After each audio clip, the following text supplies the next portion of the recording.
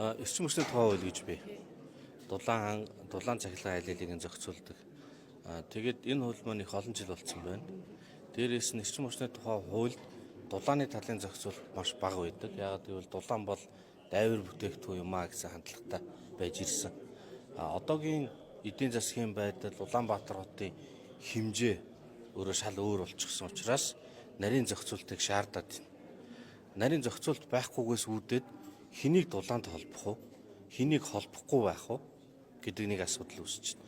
Тэгээд нөгөө авилга авч холблоо, танил дараалалаараа холблоо гэд шүүмжлүүд гардаг.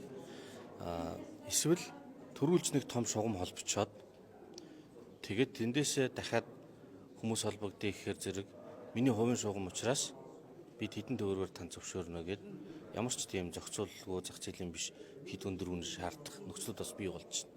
Тэгэхээр энэ яагаад бий болж байна гэхээр зохицуулт байхгүй байхгүй. За тийм болохоор дулааны хуулийг тусад нь гаргаж чагаад нарийн зохицуулт хэрэгтэй байна. Хэд хэдэн гол зүйлс нь гэвэл за нэгдүгээр бид нар тоолоор хэрэгтэй. Хичнээн хэмжээний юм хэрэгжиж байгаа. Хэрэглэснээр би мөнгө төлнө. Энэ бол цаана дулааны хэрэглээг ухаалаг хэмнэлттэй болгоно. Хоёрдугаар баригдж байгаа барилгууд бас ухаалаг байна. Барилгууд чинь эрчим хүчний хэмнэлттэй байхын шаардлагатай байгаад идэг. Тэгтэл годамж халаагаад идэг. Нэгэн хантаа, шилэн хантаа одоо энэ том макрон шиг барилгууд бол 100 халууцаал үйл хүүдтэл тэгэл Монгол улсад нэг хэрэгэлдэхгүй эйр кондишн хөвчлэн халуун улсад хэрэгэлдэг шүү дээ. Энэ чинь зөв өмнөд Азийнхны эйр кондишн тавьчаад идэг. Тэрний цаана дандаа энерги хаяна. Гэтэл нөгөө гэр оролд амьдарч байгаа хүмүүс халаалтанд хамгийн их мөнгө зарцуулдаг байх жишээ. Тэгэхээр тоолорж болох хэрэгтэй.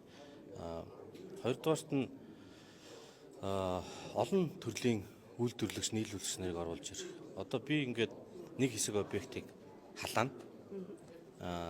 Тэгээ өөрөө ингээд халаалтын 100 бариад. Тэгэхээр бид нар хоорондоо тохироод, тарифа тохироод би халаалтын 100 бариад тэгээд хангачна. Тэгэхээр зэрэг тэн дээр бол төрийн тусгай зөвшөөрөл шаардлагагүй, оролцоо хэрэггүй. Эсвэл би даасан байдлаар өөрийнхөө объектыг халаахаар бол бас тусгай зөвшөөрөл ингэж явах. Тэгэх юм бол арай хурцтай болно. Тэгээд ингээд дулааны хүлээгээ суугаад авах хэрэггүй. Объект өрчөөд зөвшөөрөл хүлээгээд авах юм байхгүй шууд халаалтаа шийдэж явах.